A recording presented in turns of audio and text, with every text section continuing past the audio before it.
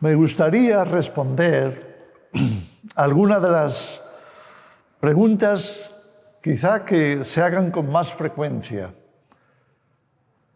Ya sabemos que hay una trayectoria ya bastante larga acerca de cuándo será la venida de Jesús, cuándo será el arrebatamiento, cuándo será la resurrección de los muertos.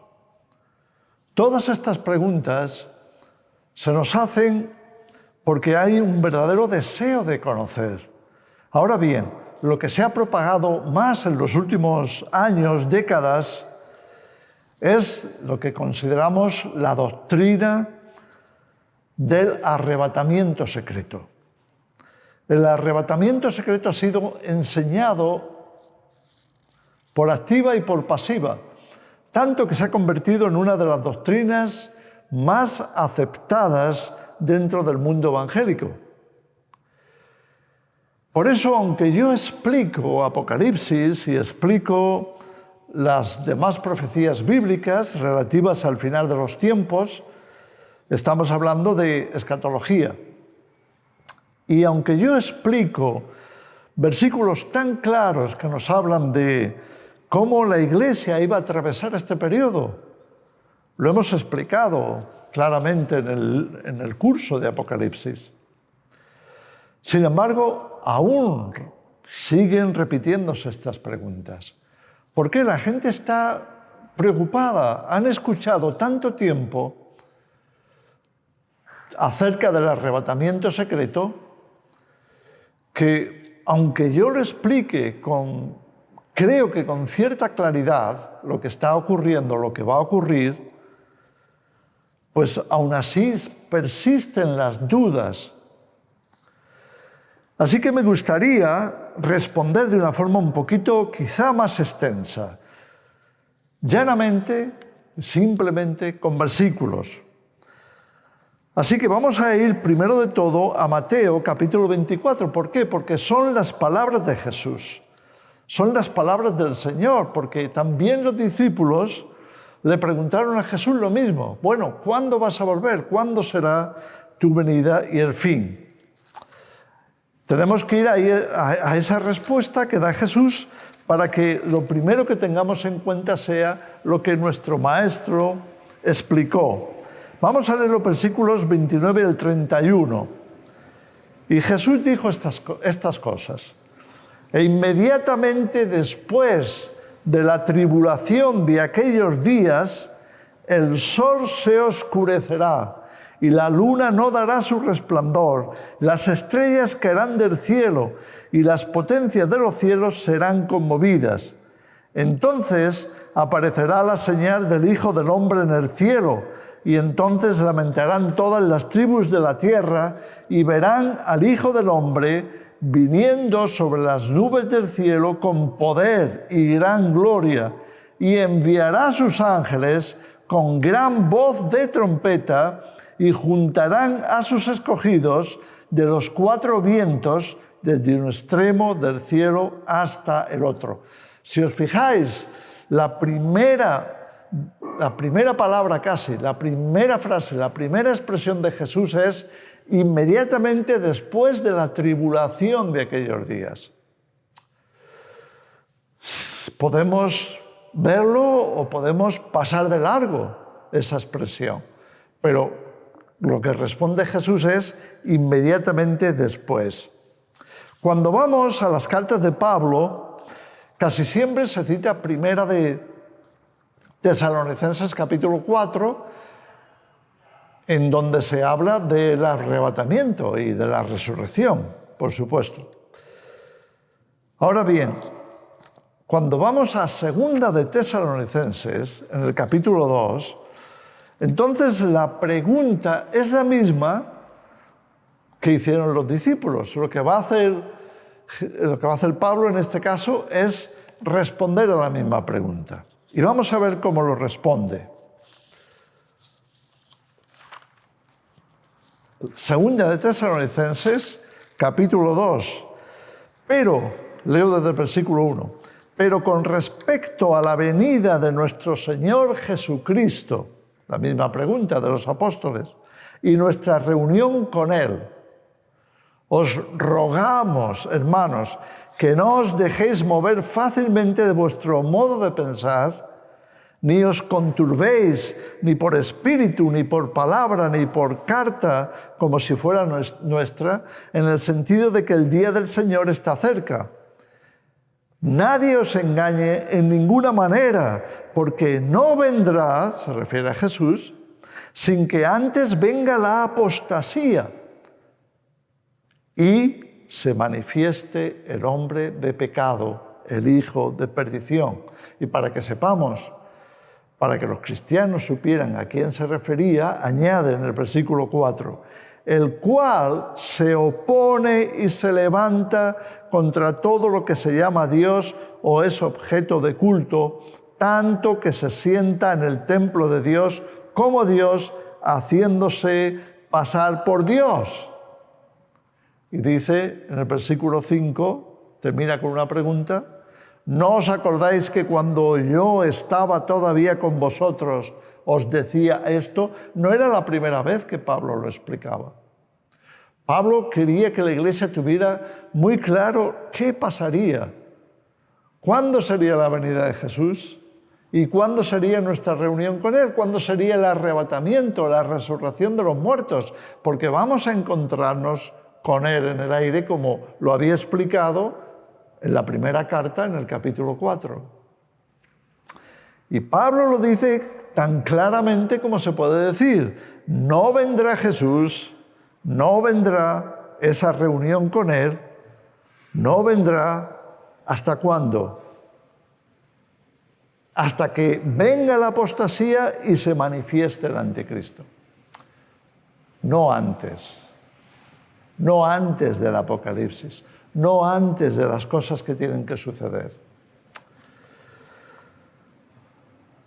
Luego, por supuesto, vemos en Apocalipsis 7, si nos metemos ya en el libro de Apocalipsis, vamos a encontrar algunas cosas también muy claras.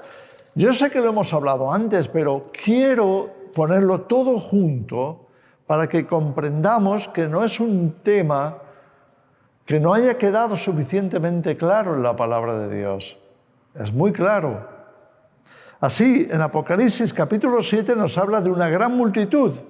Después de esto, leo a partir del versículo 9, miré y he aquí una gran multitud, la cual nadie podía contar, de todas las naciones, tribus y pueblos y lenguas que estaban delante del trono y en la presencia del Cordero, vestidos de ropas blancas y con palmas en las manos, y clamaban alabanzas, honrando, dándole honor al Señor, como nuestro Salvador que es, y el Salvador de ellos. Entonces, esa multitud que está delante del trono de Dios, no voy a leer todo el pasaje, pero sí, un poquito más adelante, en el versículo 13, entonces uno de los ancianos habló diciéndome, estos que están vestidos de ropas blancas, ¿quiénes son y de dónde han venido? Yo le dije, Señor, tú lo sabes. Y él me dijo, estos son los que han salido de la gran tribulación y han lavado sus ropas y las han emblanquecido en la sangre del Cordero. ¿Quiénes son esa multitud innumerable? Pues la iglesia, todos los creyentes que están en el tiempo del fin. Y lo dicen con mucha claridad. Estos han salido de la gran tribulación, proceden de la gran tribulación. Y a continuación nos dice qué efecto ha tenido esa tribulación. Han lavado sus ropas, sus obras están purificadas, santificadas, y las han emblanquecido en la sangre del Cordero. Quizá muchos con su propio martirio.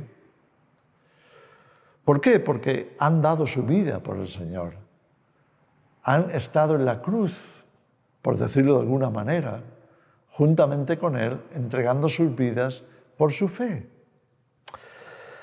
Si avanzamos un poquito más y nos vamos a Apocalipsis 12, y estamos adentrándonos en Apocalipsis para que veamos la presencia de estos mismos creyentes de la Iglesia a lo largo de estos capítulos que están junto con toda la acción del anticristo. Y leemos así en los versículos 9 al 14. Dice: y fue lanzado fuera el gran dragón, la serpiente antigua que se llama Diablo y Satanás, el cual engaña al mundo entero. Fue arrojado a la tierra y sus ángeles fueron arrojados con él. Entonces oí una gran voz en el cielo que decía: ahora ha venido la salvación, el poder y el reino de nuestro Dios y la autoridad de su Cristo, porque ha sido lanzado fuera. Bien, todo esto se describe, lo que nos está contando es que hay una batalla efectivamente en los cielos, hay una derrota y una victoria por parte de Miguel y una derrota de parte de Satanás, que es quien va a caer a la tierra. Y entonces él va a emprender una persecución. Nos lo describe el versículo 13. Y cuando vio el dragón que había sido arrojado a la tierra, persiguió a la mujer que había dado luz al hijo varón. Y se le dieron a la mujer las dos alas de la gran águila para que volase de delante de la serpiente al desierto. Viene una persecución y entonces a la mujer que representa a la Iglesia y a su descendencia, y lo explica claramente aquí. Por eso vamos a saltar un poquito para llegar al final del capítulo, 16 y 17. Pero la tierra ayudó a la mujer, pues la tierra abrió su boca y tragó el río que el dragón había echado de su boca. Entonces el dragón se llenó de ira contra la mujer y se fue a hacer guerra contra el resto de la descendencia de ella. Y ahora añade, no para ahí, lo deja ahí, no. Ahora va a explicar de quién está hablando. Y dice: los que guardan los mandamientos de Dios y tienen el testimonio de Jesucristo. Son creyentes en Jesús. No estamos hablando de, gente que cree en Dios y punto. No. Está hablando de seguidores de Jesús, de cristianos. Lo queramos ver o no, no tiene otro nombre. Luego en Apocalipsis 13, en plena acción del anticristo, leemos desde el versículo 7, del 7 al 10 podemos leer. Dice: y se le permitió hacer guerra contra los santos y vencerlos. También se le dio autoridad sobre toda tribu, pueblo, lengua y nación. Y la adoraron a la bestia todos los moradores de la tierra, cuyos nombres no estaban escritos en el libro de la vida del Cordero, que fue inmolado desde el principio del mundo. Si alguno tiene oído, oiga. Si alguno lleva en cautividad, va en cautividad. Si alguno mata a espada debe ser muerto. Aquí está la paciencia y la fe de los santos. En medio de la persecución del anticristo, está llamando la atención a la Iglesia para decirle: no utilicemos la violencia, porque entonces también seríamos víctimas de lo que nosotros mismos estamos haciendo. Tenemos que tener paciencia y tenemos que confiar en Dios. De nuevo, en el capítulo 14, se nos va a de nuevo meter en el mismo tema de qué pasa con el reinado del anticristo, qué pasa con la marca de la bestia.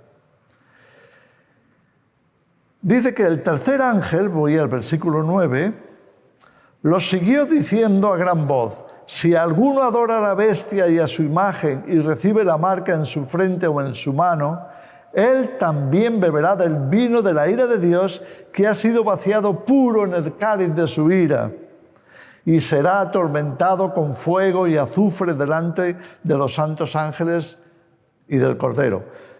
Es una advertencia: cuidado que nadie se ponga la marca de la bestia. Y añade, y el humo de su tormento sube por los siglos de los siglos, y no tienen reposo de día ni de noche los que adoran a la bestia y a su imagen, ni nadie que reciba la marca de su nombre. Y entonces añade, ¿a quién está hablando? ¿Esto para quién es? ¿Es para los ciudadanos del mundo que no creen, que nunca van a leer Apocalipsis? ¿Para quién es este mensaje? Y aquí lo explica. Aquí está la paciencia de los santos, los que guardan los mandamientos de Dios y la fe de Jesús. A estos va dirigido el mensaje. ¿Dónde están los santos? ¿Dónde están los creyentes de la fe de Jesús? Están aquí, cuando se está poniendo la marca de la bestia. Y añade, versículo 13, y oí una voz que desde el cielo me decía, escribe, bienaventurados de aquí en adelante, desde esta advertencia, desde la marca de la bestia, los muertos que mueren en el Señor. Bienaventurados de aquí en adelante los muertos que mueren en el Señor. Y añade, sí, dice el Espíritu, descansarán de sus trabajos porque sus obras con ellos siguen. Entonces, habrá muchos cristianos muriendo. Quizá a nosotros nos toque, porque vamos a estar aquí. Creo que la Escritura es suficientemente clara como para que no haya confusión. En Apocalipsis capítulo 17, 18, cuando se nos habla de la destrucción de Babilonia, leemos así en los versículos 2 al 5, y clamó con voz potente diciendo, ha caído la gran Babilonia, y se ha hecho habitación de demonios, y guarida de todo espíritu inmundo, y albergue de toda ave inmunda y aborrecible, porque todas las naciones han bebido del vino del furor de su fornicación, y los reyes de la tierra han fornicado con ella, y los mercaderes de la tierra se han enriquecido de la potencia de sus deleites. Y otra vez oí una voz del cielo que decía, salid de ella, pueblo mío, para que no seáis partícipes de sus pecados, ni recibáis parte de sus plagas. Estamos hablando en pleno Apocalipsis, la destrucción, la caída de Babilonia, y cómo Dios llama a su pueblo, salid de ahí para que no recibáis sus plagas. Vamos a terminar con esta escritura, estas escrituras que están en Daniel capítulo 12, versículos 1 y 2, para que veamos el orden o la secuencia con la que Daniel el profeta, recordamos que Daniel va a sentar muchas de las bases de interpretación de los símbolos proféticos del tiempo del fin, incluido el anticristo y muchas más cosas. Entonces, cuando vamos al libro de Daniel, al capítulo 12, leemos esto. En aquel tiempo se levantará Miguel, ya lo hemos visto en Daniel capítulo 12. Se levantará Miguel, el gran príncipe que está de parte de los hijos de tu pueblo, y será tiempo de angustia cual nunca fue desde que hubo gente hasta entonces. Pero en aquel tiempo será libertado tu pueblo, todos los que se hallen escritos en el libro. Y muchos de los que duermen en el polvo de la tierra serán despertados, unos para vida eterna y otros para vergüenza y confusión perpetua. Así que aquí tenemos, bastante resumido pero claro, el orden de los acontecimientos. Primero está la batalla de Miguel, que vimos en Apocalipsis, la batalla de Miguel, cómo él le arroja a la serpiente, a Satanás, le arroja a la tierra. Luego, ¿qué sucede a continuación? Hay un tiempo de angustia como nunca antes. Hay la gran tribulación. A eso se refería Jesús cuando habló en Mateo 24 de habrá entonces gran tribulación como nunca antes. Daniel ya lo había dicho aquí, cual nunca fue desde que hubo gente hasta entonces. ¿Y qué viene a continuación? ¿Cuál sería el tercer paso? La liberación del pueblo, la liberación final. Muchos por medio de la resurrección, otros por medio del arrebatamiento. Creo que esto ha quedado bastante claro aquí en esta descripción de Daniel. Termino con Isaías, capítulo 26. Sin duda hay muchos más pasajes que podríamos estar analizando, pero nos llevaría mucho tiempo. Creo que con estos podemos dejar claro qué dice la Escritura acerca del tiempo del fin y la Iglesia. ¿Cuándo vendrá el Señor? ¿Cuándo será la segunda venida de Cristo? El regreso de Jesús. Y en el capítulo 26 de Isaías vamos a leer unos pocos versículos del 15 hasta el 21. Creo que queda también claro lo que nos está diciendo. El mensaje es: aumentaste el pueblo, Señor, aumentaste el pueblo, te hiciste glorioso, ensanchaste todos los confines de la tierra. Lo primero que nos menciona, justo como el primero de los 3 ángeles que iban a estar dando su mensaje. El primer ángel dijo: predicación del Evangelio, anuncio del Evangelio en todas las naciones. Jesús también lo dijo: será predicado este Evangelio del Reino en todo el mundo para testimonio a todas las naciones. Es lo que está diciendo aquí. Viene una gran cosecha. Ahora, ¿qué ocurre a continuación? El versículo 16 dice: Señor, en la tribulación te buscaron, derramaron oración cuando los castigaste. Entonces, viene un periodo o ha estado habiendo o está habiendo una predicación extensiva por toda la tierra del Evangelio, y después viene la tribulación. No viene la resurrección ni el arrebatamiento, viene la tribulación. Y nos dice el versículo 17: como la mujer encinta cuando se acerca el alumbramiento, el parto, gime y da gritos en sus dolores, así hemos sido delante de ti, oh Señor. Hemos sido como esa mujer que estaba de parto, gritando. Estamos en medio de la angustia. Concebimos, tuvimos dolores de parto, dice ahí, y ninguna liberación vimos, ni cayeron los moradores del mundo. ¿Hasta cuándo? Hasta que Jesús vuelva. Pero entonces añade en el versículo 19: tus muertos vivirán, sus cadáveres resucitarán. Despertad y cantad, moradores del polvo, porque tu rocío es cual rocío de hortalizas, y la tierra dará sus frutos. Entonces, ¿qué estamos viendo? De nuevo, el orden de los acontecimientos es como está descrito en Isaías 26. ¿De qué nos habla?